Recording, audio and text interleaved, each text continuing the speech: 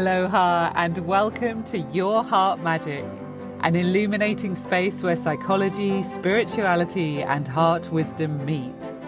Here's your host, Dr. BethAnne Kapansky-Wright, the clinical psychologist with a mystic mind.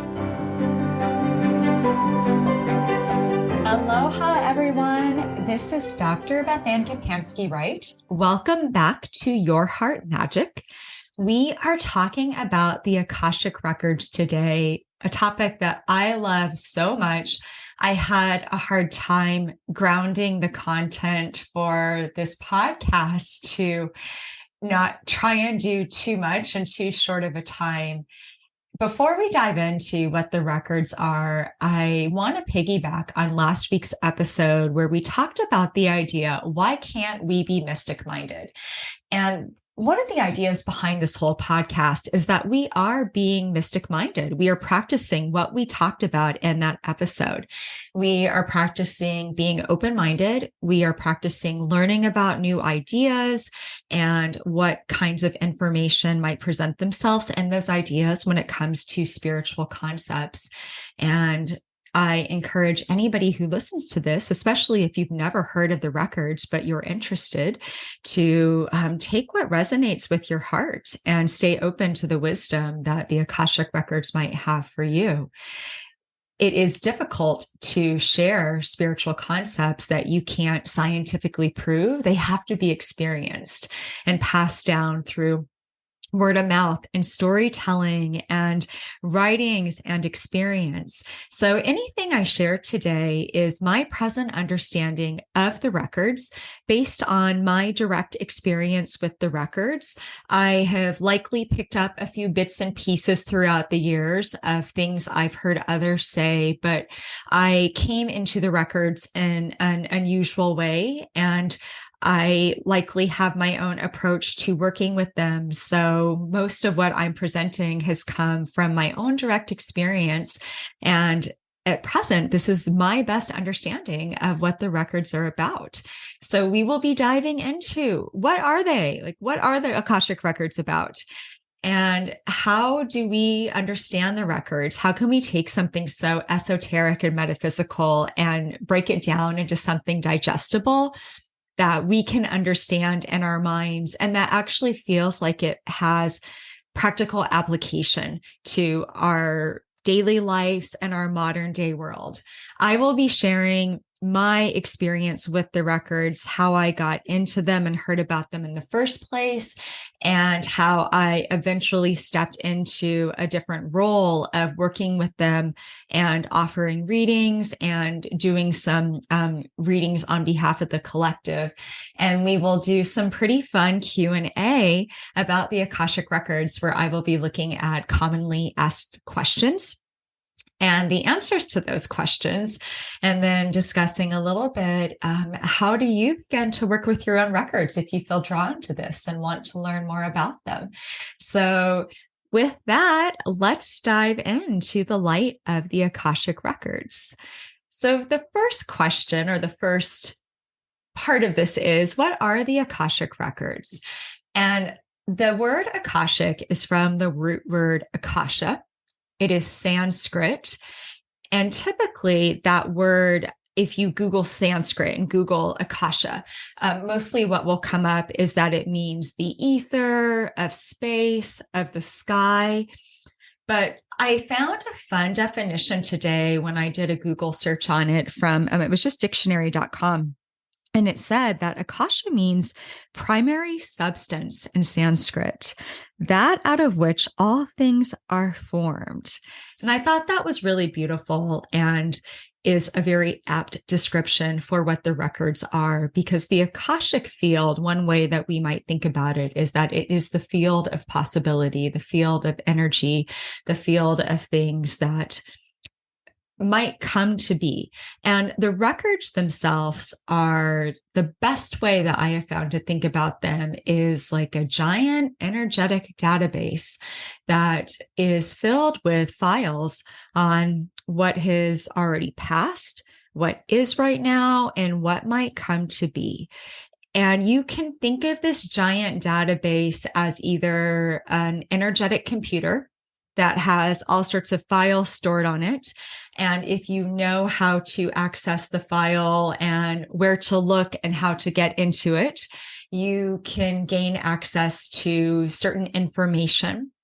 And you might also think about it as a giant library where you walk into this huge library that has this incredible collection of books of basically history, kind of what has come to pass, what has been, what is right now, and what might be. And you can pull a book down off the shelf to ask to learn or to learn more about a topic. That's the best metaphor I have for describing the records, which are not actually a physical thing. They are of the ether. They are energetic, but I think it translates well to think of them in either of those two ways. And the records themselves hold information and data on all events. So if something has already come to pass, the records tend to be more cemented in the information they have on it because it's already happened. If it is happening right now, there will be information on that, but there might be a little less of a certainty around that because not all of it has played out yet. And anything that is a future event that might happen, the records will show the possibilities around that, the energy around that, the likelihoods around that. They might not show you 100% certainty because the future is being written with every breath and every step that we take. So they're not a predictor of the future in this very cut and dried black and white way, but they can show you the possibilities of what might come to pass. And why would we access the records? We access them in order to gain higher information so that we can understand something from a higher perspective. The records themselves are kept at a very high vibration, and they are at what feels like a very high frequency whenever I'm working with them. I'm used to it by now, but sometimes I can feel a little bit buzzy, a little bit ungrounded, especially when I first started working with them. And I wasn't used to tuning into that. And that is the way that I think about it. The records are typically accessed through saying a prayer. It's often taught that we say it 3 times. And when that happens, the way that I think about it is if you were a radio station trying to tune yourself into a certain frequency, when we try and work with the records, we are tuning into the frequency of the records. And when I said they're kept at a high vibration, the best way that I can describe them is that vibration is love. It's this very unconditional, pure space of love. So they're incredibly fascinating to me. And I have found that they are very useful for helping gain, again, that higher perspective on events that might be happening in our day-to-day life. And that's really what they are intended for those who would work with them, is to offer spirit's perspective, or again, just that higher consciousness perspective on something that might be going on that pertains to us living out our human lives. And the records themselves can be accessed in many ways, but the 3 ways that I have most commonly used them is, number 1, individually. You can access somebody's Akashic records with the intention of going into their Akashic records with their permission. So if I were to be doing an Akashic reading for somebody, when I said the prayer, the intention would be that I am stepping into the Akashic records of, like for myself, it would be BethAnne Kapansky-Wright. That is my book of the records. So they can be accessed for individuals, so we can understand our own journeys, understand our own lives, understand perhaps some of the things that have happened in the past, and have a better sense of, why did this happen to me? What spiritual lesson was I perhaps meant to learn? Maybe it will give us wisdom on, I'm really struggling with this decision in my life right now. What guidance do the records have for how to navigate it?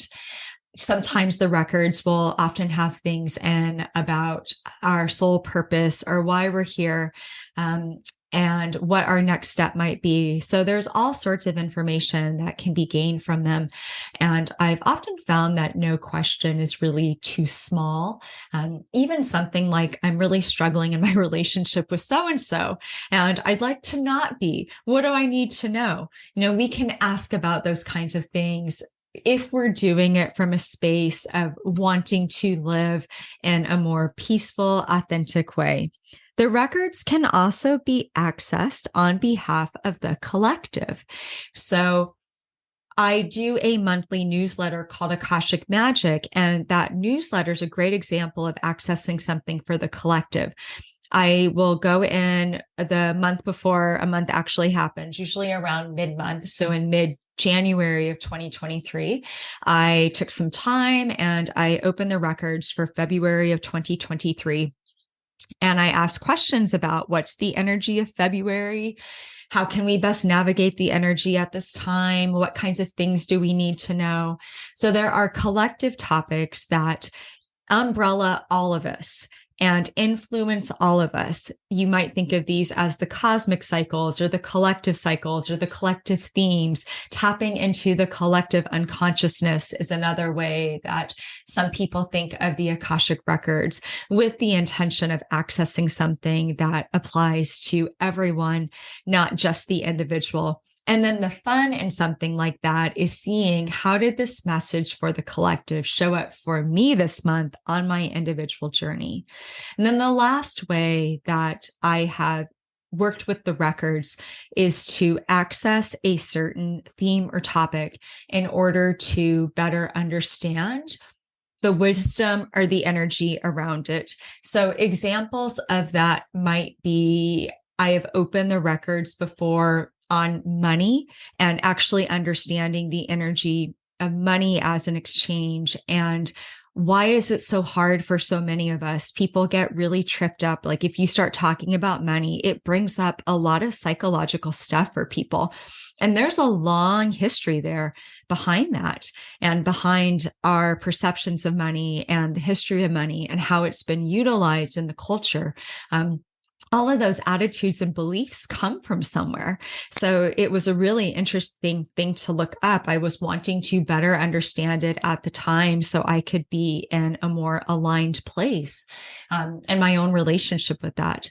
I have opened them up for, I did the topic once, empaths and narcissists and energy vampires, and opened it up for that set topic of trying to understand the energetic exchange that might take place between what is often a relationship that many empaths have experienced, where they fall in love with the narcissist. Or sometimes empaths will say to me, I feel like a magnet for energy vampires, and I don't know what am I doing to attract this? So I've opened it before for that. I've opened it before if I'm teaching a workshop on a specific topic and I want to understand that topic to better present to the people I'm working with.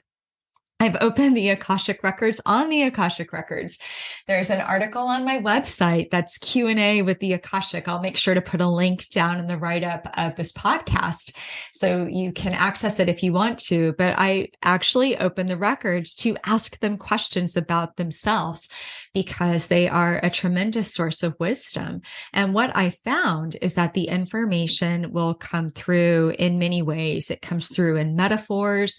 It comes through in sometimes direct feeling, just knowing something. It comes through in images. It is very common for me to see some kind of image. And if I'm doing the month reading for everybody, I might say something like, the records open this month with a picture of somebody sweeping up a room. And I had this feeling of putting things in order. And then I saw the words flash, ordering life. And I will go deeper into that. But often those things put together are saying the energy of this month is about organization. It's about cleaning up house, metaphorically, energetically, however that applies to our lives. So the information comes through in these varied ways that you have to kind of learn how to interpret it. and how to work with it and how the information is presenting itself so that I can try and communicate that in the best possible way for a listener to receive and to understand. That statement right there feels like a really nice segue to talk about my history with the records and how I ended up working with them in the first place. Let's rewind to the year 2014. And at that time, I was a few years past this massive spiritual awakening that I'd had in my life around 2011. And I was really firmly, both feet are planted now in following my heart and being on a journey of the heart and really realizing that I am a soul and a spiritual being, having that spiritual or having that human experience, as I believe Marianne Williamson said.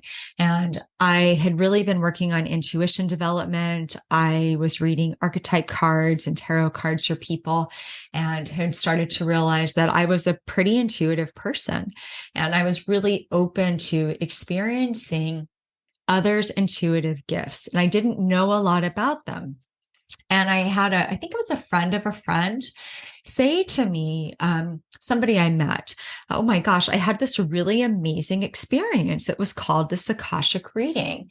And this woman that I take yoga from, we got to talking after class and she told me about this thing that she does. And I was really open. And this person went on to describe this really phenomenal experience she had where she felt like there were things that came through in her time with this woman who, was working with her Akashic records that couldn't have been known any way else.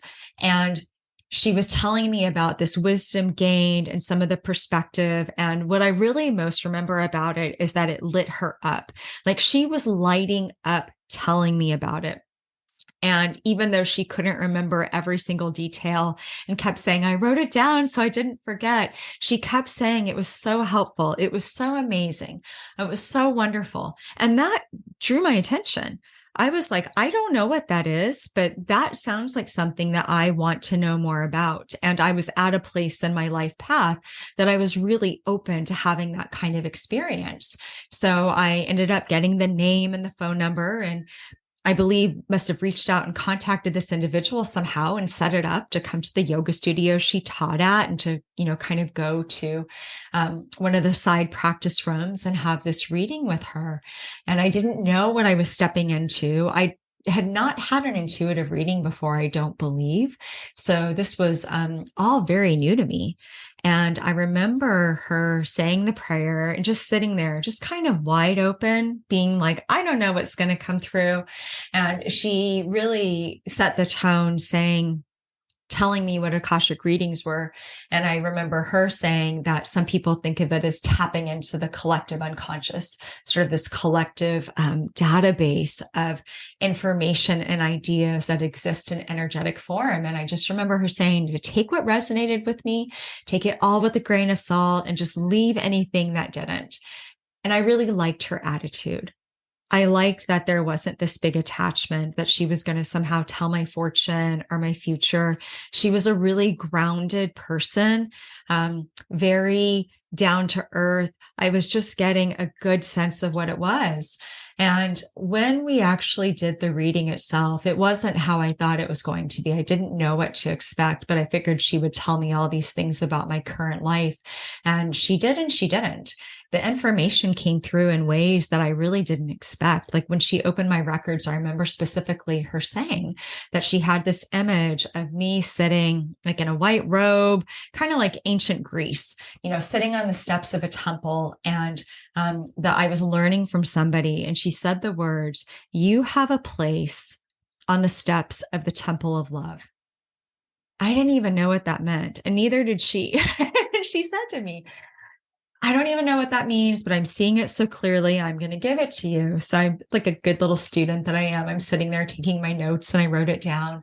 And over the years, I have remembered that image so many times because I specifically said earlier, I was already following my heart. I was on the journey of the heart. I had no idea that in about 8-9 years time that I would be doing a podcast called Your Heart Magic, that I would be teaching people about heart wisdom and how to tap into their heart, that I would be sitting here talking about how the Akashic records are kept at the vibration of love.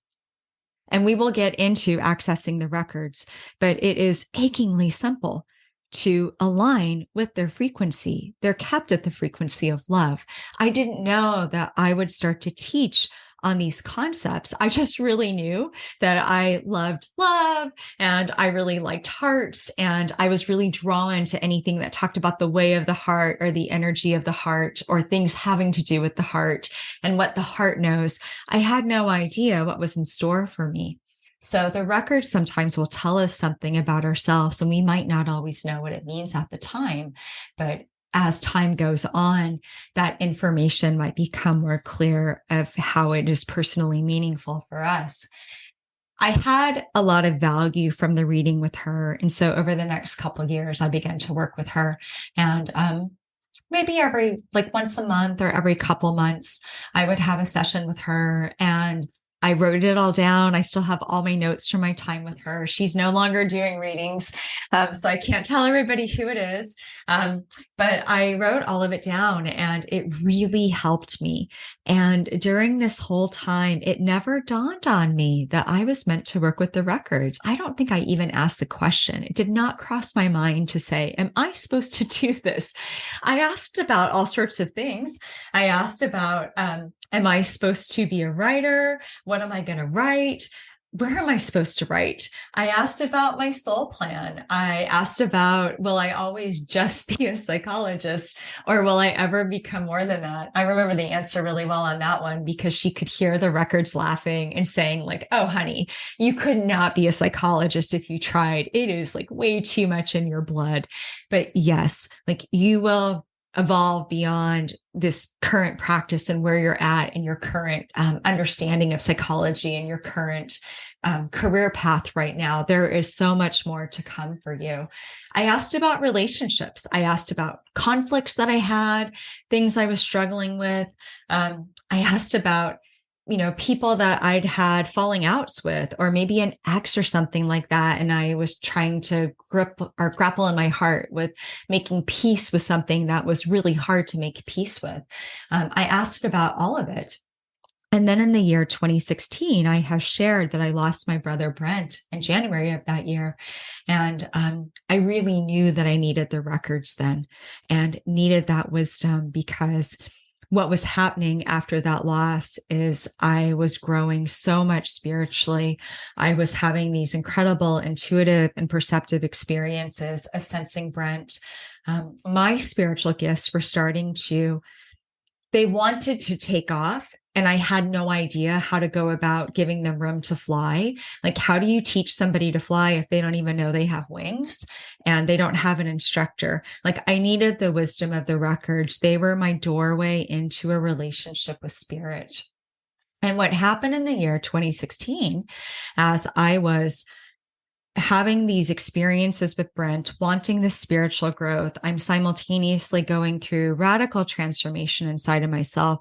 I had made the decision that I wanted to be more, that was the catalyst for deciding to close my physical practice in Alaska and close up our lives there and move to the island of Kauai a year later.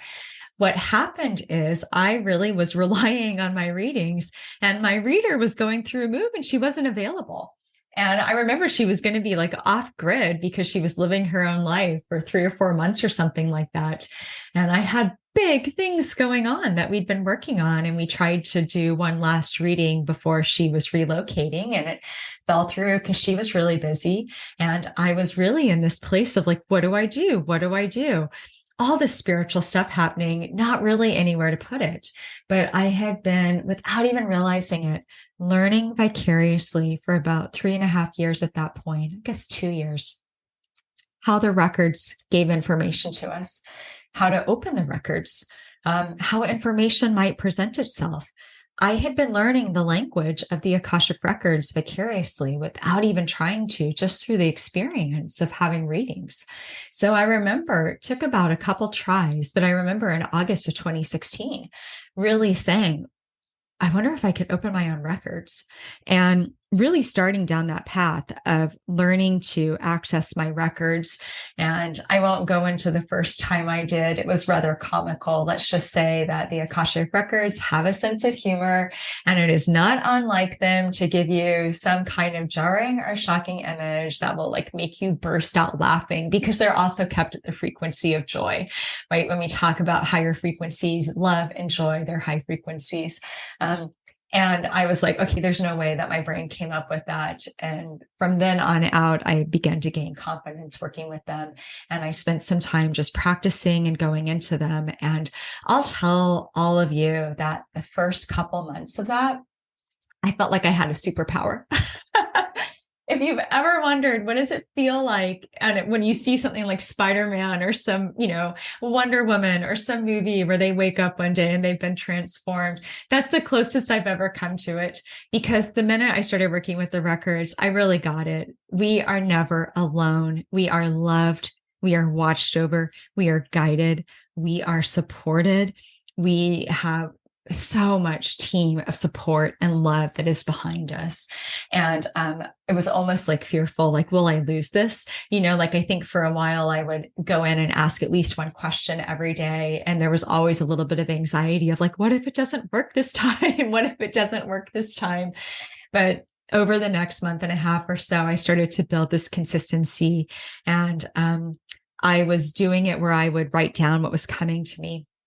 And I just felt so cherished and loved. And again, like I was walking around with this like big, beautiful secret. And you better believe when I say my spiritual gifts, like just kind of started to explode. I was so open at that time and open to information. And I started learning everything that I could about the Akashic Records and studying as much as I could. So I had a better understanding of the records. And I really got a lot out of, her name is Jen Aramuth. And she used to have, I believe it was akashictransformations.net. I'm not sure if the site's still up anymore, but it was a phenomenal place that I learned a lot before I started doing this myself. So thank you if you ever hear this podcast. And somewhere along the way, I realized that I was probably meant to do this for somebody else.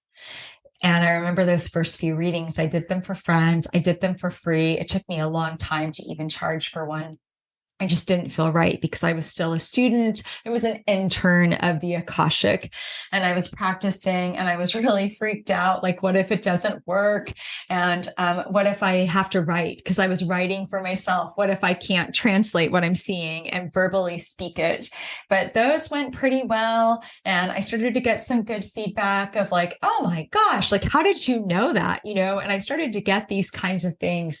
And all of that gave me confidence to develop that skill set and to work with the records. And within a couple of years' time, I really developed the confidence to do readings, to begin to offer readings, to ground it as a substantial offering that I did for people and offered Akashic readings. And then around the year 2020, we were going through a lot of change then, a lot of change on the planet. We had been through COVID. It might have been 2019. I'm remembering, I didn't write this down. My bad. But I remember that around that time, it was 2020. We'd been through COVID. We were in the pandemic. We were going through all that stuff. The election was nuts that year. There was so much going on globally. And I think I did a reading for events of 2020 for myself. I shared it with a couple trusted others, and it really started to hit me. I think I'm meant to do this and open up records in a bigger way to share with other people. And over the next month and a half, this is probably December of 2020, what came through was what later became Akashic Magic in February of 2020, where I started to just open the record for the month ahead. That felt like an easy, applicable thing. It didn't feel daunting. And I feel like that's information that I felt comfortable bringing through. There are some things that I'm not convinced that I'm meant to share just because I could potentially access them. And I'm going to get to that in just a minute with the Q&A on the Akashic Records. But that felt like something helpful. What's the energy this month? And it's really fun for me to see how what the records have to say about the month ahead might echo or complement something that might come through with an astrology forecast. There's other light workers out there who do different kinds of energy forecasts for the month ahead and the energy updates. And so it can be really fun for me to see how do the records conceptualize it and to see where there might be some overlap. And it's been so helpful. I've kept doing it. So that is kind of my arc of where we're at now. And I guess it's time to teach about these things because I'm talking about it on this podcast. So with that, let's dive into some Q&A. Some of the answers to these are from, just as I've said before, my own direct experience, my understanding, maybe something that I collected or read along the way. I try really hard to give credit if it's somebody else's work when I can. Some things I think over time we just assimilate and forget where it came from. So my apologies if I've done this, but a lot of this actually comes from the records themselves. And these are answers that the records gave me about some of these questions that I did a big Q&A a few years back. So here are some commonly asked questions. Who can access the records? The answer to that is anybody can access the records, with the caveat that they have to be going in with the right intention. So if you are identifying as a light worker, a spiritual being, somebody who's on the spiritual journey, if you're vibing with the message here and this kind of language works for you, and you're saying, I want the growth, you are probably somebody who can learn to access the records. Somebody who wants to access the records for nefarious reasons or selfish reasons or something that doesn't serve the highest good is not going to be granted access to the records. And the way this works is that when you say the prayer, and it's traditional that you say it 3 times, there are different versions of the prayer out there. There's different individuals who've written books and said, this is the way the prayer has to be said. I think the records themselves, is it Edward Casey was the one who originally really brought them into consciousness and did a lot of writing about them. I think he goes a ways back, like 70s. I'm not sure if it was 60s, 70s, somewhere back in there. I apologize for anything wrong. I didn't look that up before I hopped on here, but there's multiple versions of what the prayer is. I kind of have a hybrid based on what's worked for me. And tradition says that you have to say it 3 times. Do you have to? No. In my experience, no. It's not like if you don't say it 3 times, you can't get in. It's not like a magic spell. We're not being dogmatic here. I've often find when I'm saying the prayer the first time, I'm already feeling the records opening, but it's tradition to say it 3 times. And because I want to be so respectful of the information I'm asking permission to access, and because I want to make sure that I'm really tapped in, I appreciate the tradition of saying it 3 times. And so I honor that and will continue to do so. And again, it's about going in with that purity of heart. So if you are going in to retrieve information for yourself to have a better understanding of your own journey, or if you wanted to understand something in the collective, let's say you're actively working with your own records and you say, gosh, I wonder if I could access information for the month of February myself, for the year 2023. And it's coming from a space with a purity of intention. There's a good possibility that, you might be able to access that kind of record. It is an absolute yes when we're doing it for ourselves. It becomes a little bit more, less black and white when we're doing it for other reasons. And again, that comes into an intention. If you're going into the records to open up somebody else's book of the Akashic without their permission, because you're basically wanting to peep on their life, you will not be given access. And a lot of times nothing will come through, or the person might feel really confused. I've actually never tried to do that. I've just read that before, that's what happened. And if there's ever been a time where I've not been like in the right brain space, if I've been sick and tried to open the records and I don't, I'm just not able to like get in that day. Usually I'll just get nothing, or I'll feel kind of confused or kind of feel cloudy. So that's my assumption, is that's what happens with the person. So you who are listening to this can learn to work with your records. It is like building a muscle, and it's like learning a new language. And the biggest block to working with the records often is ourselves, because we have a tendency to doubt ourselves. Last week on the podcast, we were talking about how do we develop the mystic mind. And some of the same blocks that we discussed last week apply to this. We second guess ourselves. We expect it to come through in a different way. It can be really hard to get out of our own way, especially if we're attached to what we might learn, and just allow the information to flow through. So for example, if I were to ask, how is this book that I'm about to release going to do? And what I really hope the records say is, it's going to do great, BethAnne. It's really going to take off and you're going to have a lot of book sales. I might not be in a clear place to actually receive how the book is going to do. Maybe if I set expectations aside, what the records might tell me is it will do well.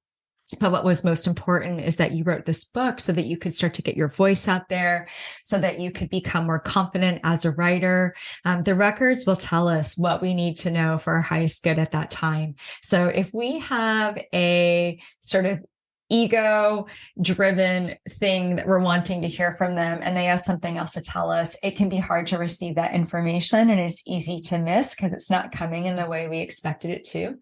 Again, the other piece is just not understanding how the information comes through. So let's say you are trying to get into your records and you don't think you're getting anything.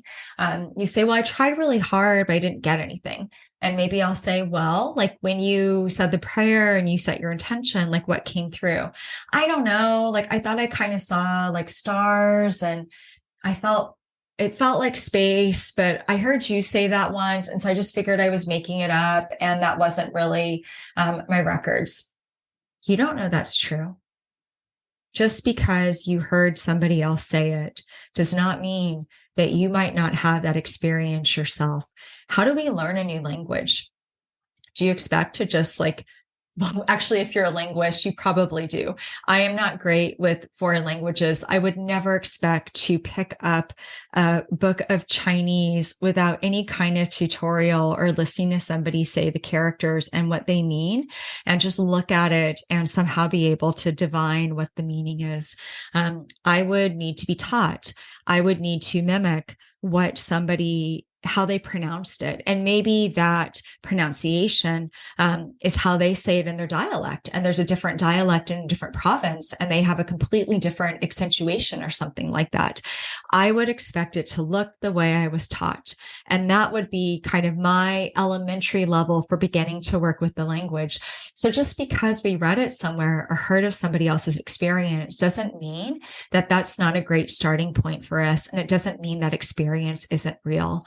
And the best way to build that muscle is to keep an intuition journal, keep a journal in general. I just kind of think of it as my book of spirit. It's my vocabulary of my experiences with spirit. And sometimes in my journal is my to-do list that I have to check off of, don't forget to switch the laundry from the washer to the dryer. I'm really bad at that.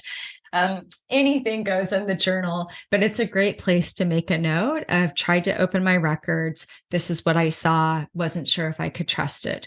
Great. That is such a good start. Next time you try again, you can write down any perceptions that come through.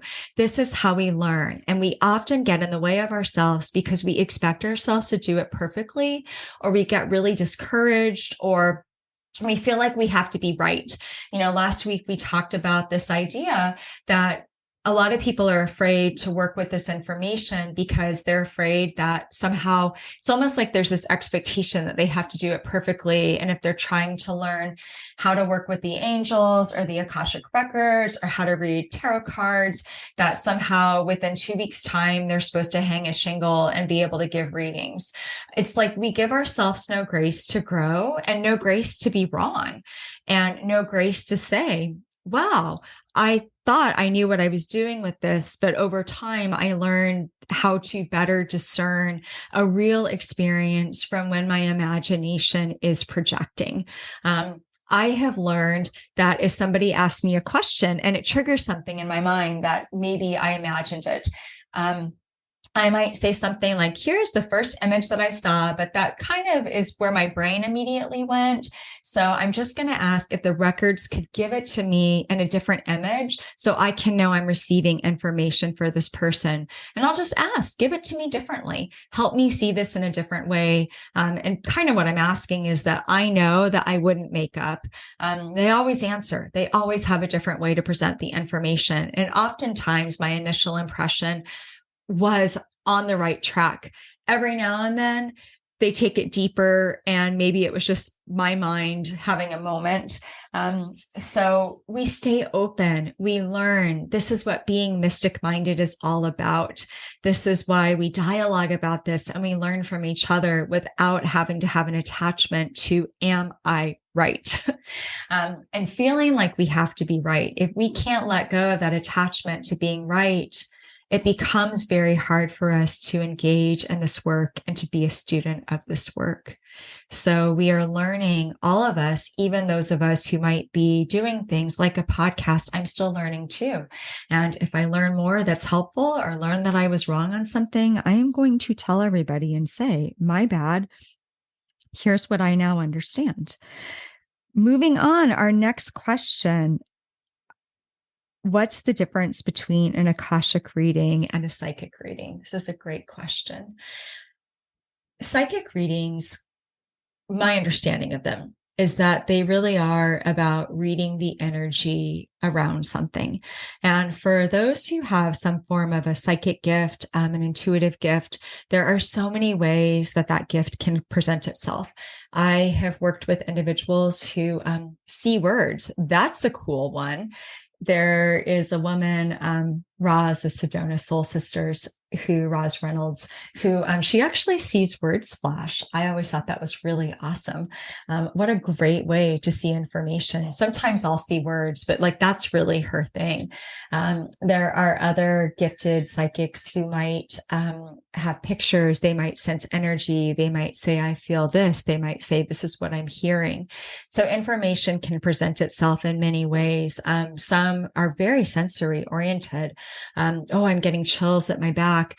When I feel this, it feels like I've worked with Ivory Lanou from Sedona Soul Sisters as well. And she will say, oh my gosh, I'm getting chills from your angels. And she's really gifted with angelic communication. So there's all these cool ways this information presents itself. The Akashic Records are a little bit more, they are like reading the book for yourself as opposed to having a friend tell you about what the book said. That's my best understanding of them. Sometimes the information that they give you will be very grounded. It will be very practical. It can be very detail oriented. It can feel a little bit more clinical to me, which is probably why I like it as a psychologist, even though it can be really playful and it can be really fun. They're really good about going in depth. So if I say, like, help me understand why this happened in the records themselves, I might say, help me understand why I had this experience with so-and-so. And what might come through as well, you needed to learn about this kind of interaction and how to set better boundaries. I could maybe ask the question, or maybe the records were volunteer. This is common in the history of empaths, of not having good boundaries, of having permeable boundaries. Sometimes the records will give me the history of something or a broader context for something, or maybe they'll tell me for somebody, many light workers are going through this right now. You know, many of you are struggling with this particular issue, and here's the reason why.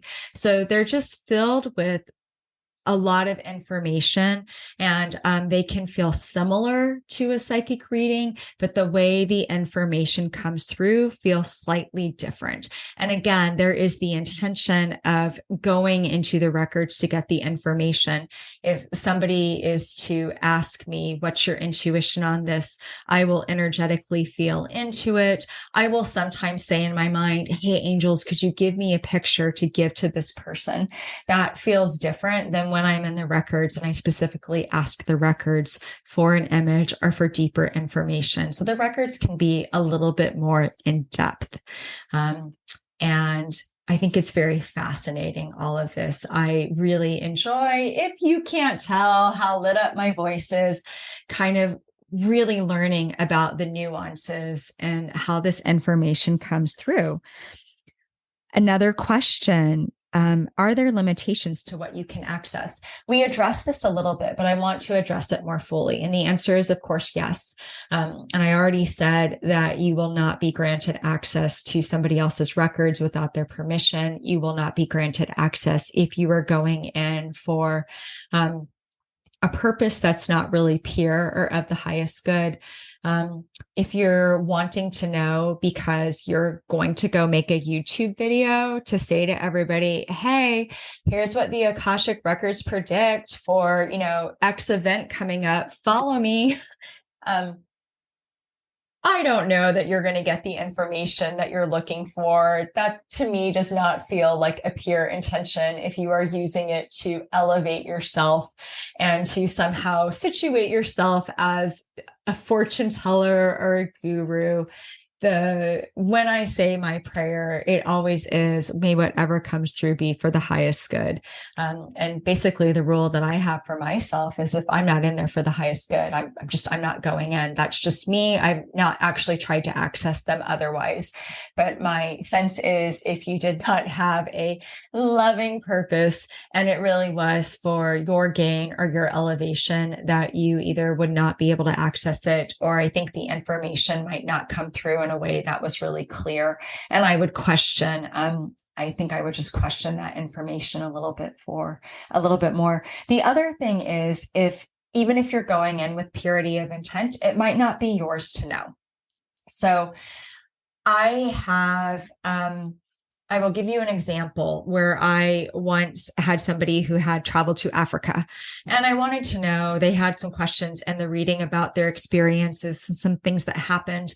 And during the reading, part of what came out was, some history of Africa itself. And that's about as far as I got. I wasn't trying to open the records on the history of Africa, but what I could feel was almost the sense of like, that's all you need to know. Like, you are not of this land. This is not your information to know. This is not kind of where you're traveling and the collective at this time. And so we've given you what you need to know. So I kind of think of this as the restricted section. I don't know if anybody's a Harry Potter fan out there. They always talked about the restricted section in the library, but absolutely the records have that. And there are some things, even if you're going in with a good intention, where it's just not your karmic history to know. It's not your history to know. You might not have good reason to know. And I trust the records if that's ever me, that, they've kind of let me know. And I just have that sense of that's really all that you need. You might gain limited information for the purpose of that reading. That brings me to my last question when I said the record. And it's kind of like, well, who's behind the records? A lot of times I'll say the records almost like they're a person or a being. And oftentimes in the tradition of the Akashic Records, they talk about like the keepers of the Akashic Records. And there's sort of all this mystery around, well, who are the keepers of the records? Traditional prayers will sometimes be like loved ones, masters, and guides, I think is the wording in the traditional prayer. Keepers translates a little bit more to guardians to me. And they are really high vibe angelic beings who keep the records in the energetic vibration that it needs to be in, and who would be protectors of the records, so that if somebody who is trying to access them, who doesn't need to have access, is kind of turned away. That's my best understanding of them. And that's very rudimentary. I have a feeling that if the spirit world was listening to this, they might laugh at the explanation that I just gave you. And that's okay. I think being rudimentary and elementary is actually a great space for us to start with these concepts. But that's the best way to think about them, as high vibe angelic beings, light beings. They feel very archangel-like to me, except different kind of angelic presence. Seraphim, if you've heard of seraphims and the angels, it's that kind of very high, very pure, very loving vibration. So those are the guardians of the records. And when I go into them, I tend to just say, the records say, or like, well, the records are chuckling right now. Sometimes I will have a sense of maybe a differentiation of one of the keepers of the record saying something, but a lot of times it feels more like this collective voice and this kind of collective that is giving this information. Last question, and where we will begin to wrap up for today. How can someone learn to work with their own records? This could be another entire podcast, but to keep it very simple, I'm going to break it down and make up several steps because I didn't write this down. Step 1, learn about the records. Like I said earlier, I would not go pick up a book of Chinese and expect to be able to read it if I learned nothing about it. I would study it. I might take a class. I might get an audio tape on how do you say it. There is a ton of amazing books out there. There's some just really great work that other spiritual workers have done, where they've created a beautiful energetic grid work of understanding for the records. Just really great stuff out there where that is like their offering to the world. And I don't have a specific recommendation. I often feel like if we can hop online and punch it in ourselves and do the work of seeing what are other people saying about that, that's actually a nice way to figure out, will this resonate for me? Does this seem credible?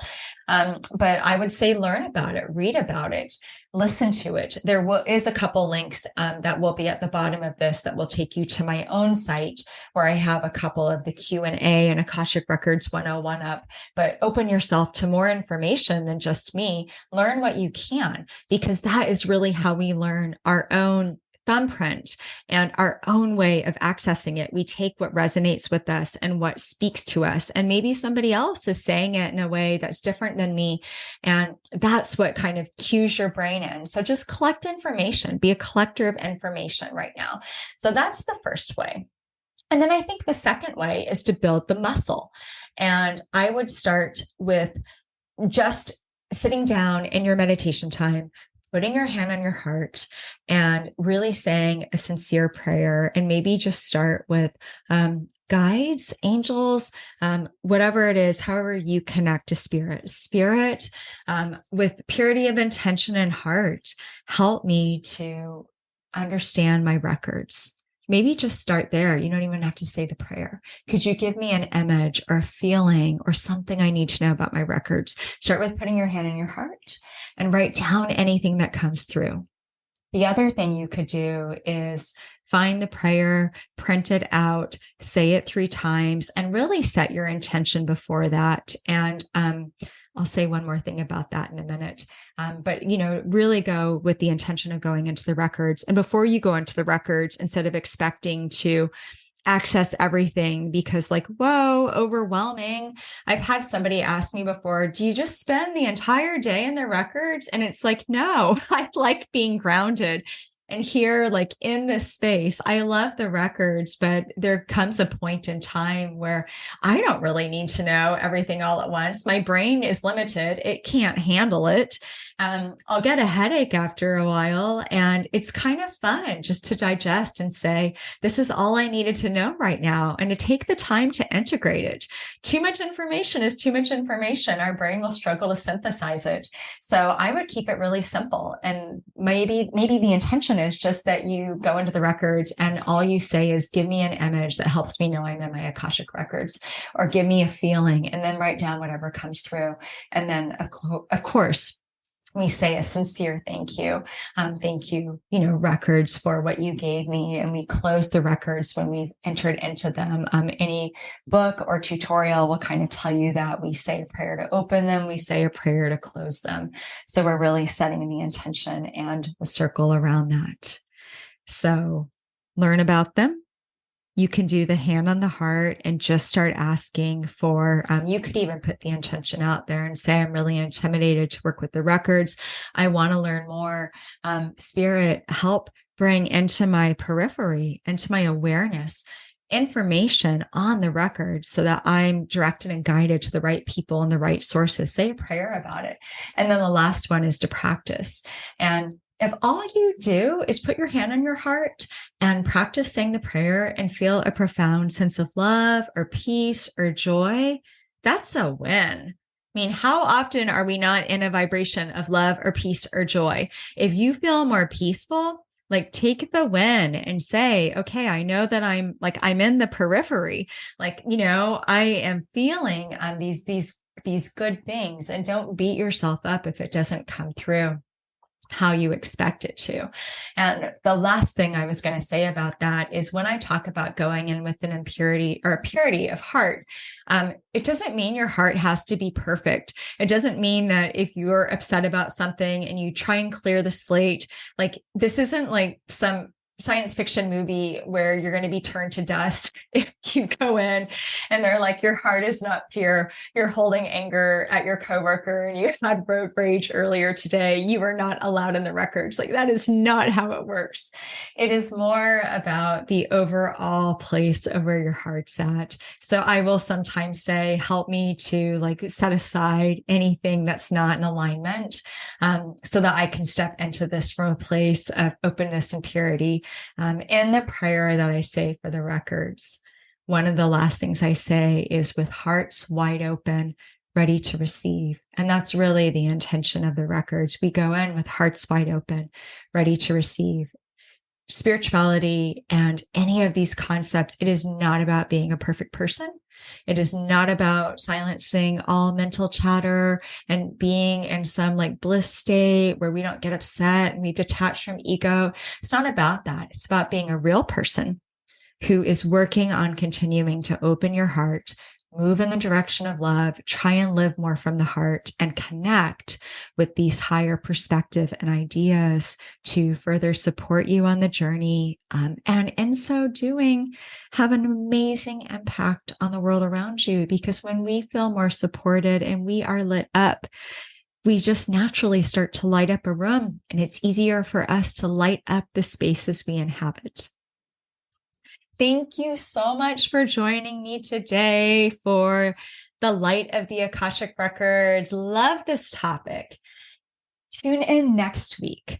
We are talking about the topic, I thought I was aligned as F.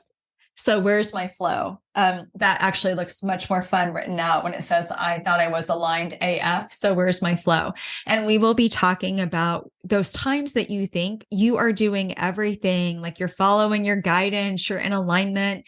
You think you should be rocking your spiritual path, and it seems like everything is going wrong, or you're feeling really lost and confused. And you start to question yourself. We're going to be looking at reasons that things might not quite be as flowy as we expect them to be, and unpacking some of the myths around that. So we stop blaming ourselves for things that sometimes are actually going right. We just don't know it at the time. So tune in next week for that. And until then, be love, be well, be you, and be magic.